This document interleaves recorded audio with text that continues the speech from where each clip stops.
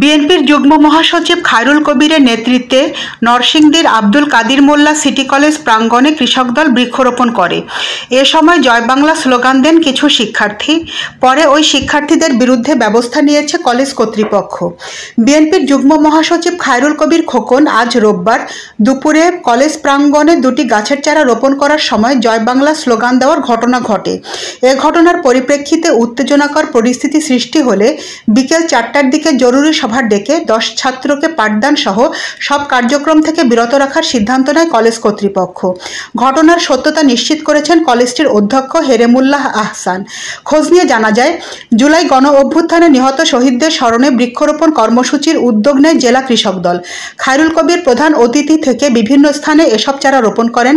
শহীদ তাহমিদ ও ইমন স্মরণে দুটি গাছের চারা রোপণ করতে কিছু সংখ্যক নেতাকর্মীকে নিয়ে আব্দুল কাদির মোল্লা সিটি কলেজের ক্যাম্পাসে যান তিনি।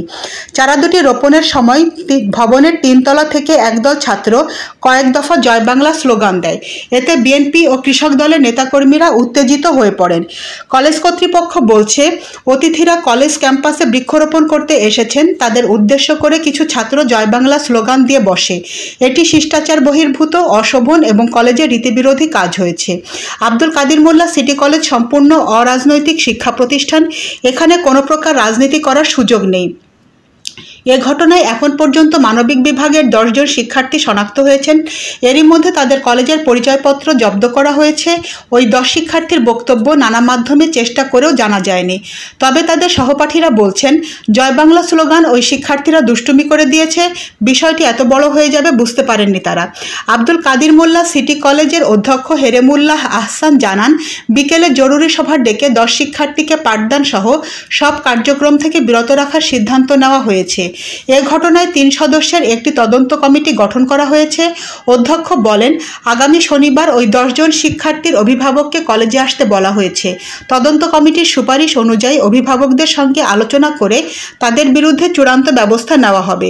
এ বিষয়ে জানতে চাইলে খায়রুল কবির ভালো শিক্ষা প্রতিষ্ঠান হিসেবে প্রতিষ্ঠার পর থেকেই কলেজটি অরাজনৈতিক অবস্থান ধরে রেখেছে। মেধাবী শিক্ষার্থীরাই সেখানে পড়াশোনা করে।